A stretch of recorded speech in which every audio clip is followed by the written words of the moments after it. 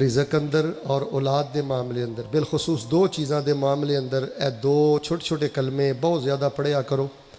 اگر کوشش ہوئے ممکن ہوئے تو فجر تو بعد 100 دفعہ تے عصر تو بعد 100 دفعہ جیڑا اے کلمہ نہ چھڈے۔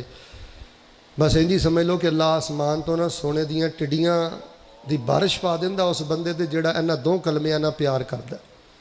مٹی اللہ سونا بنا دیندا اے دو کلمے نہ چھڈے ہوئے حدیث اندر بھی جے 100 دفعہ صبح تے 100 دفعہ شام پڑھیا کرو، سبحان اللہ و بحمدہ اللہم اغفر لی۔ اتھوں اللہ رزق دے گا اولاد دا تے مال دا کہ تسی تصور بھی نہیں کر سکتے۔ سبحان اللہ و بحمدہ اللہم اغفر لی۔ جنہیں ساتھی آئے ہوئے یک زبان ہو کے پڑھ کے ذرا میں سناؤ۔ ہاں تھوڑی آواز ریکارڈ ہو رہی ہے، سارے نہیں بولے، سارے بولو۔ ہاں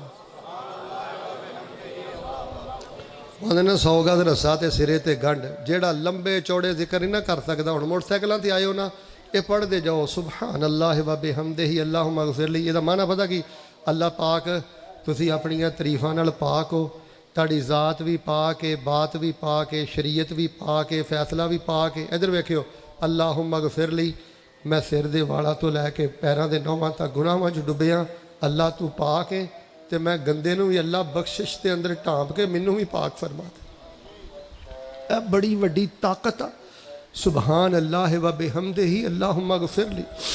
یہ رٹا نہیں، ادھر ویکھو یہ جذبات نے، یہ پیار ہے، اللہ نہ پیار دیاں گلاں نے۔ اللہ تو تعریفاں نہ پاک، تیرے فیصلے پاک، تیری ذات پاک، تیری کتاب پاک، تیرے نبی پاک، تو آپ پاک، میں اللہ گناہاں چ لبڑیاں مینوں معاف کر دے۔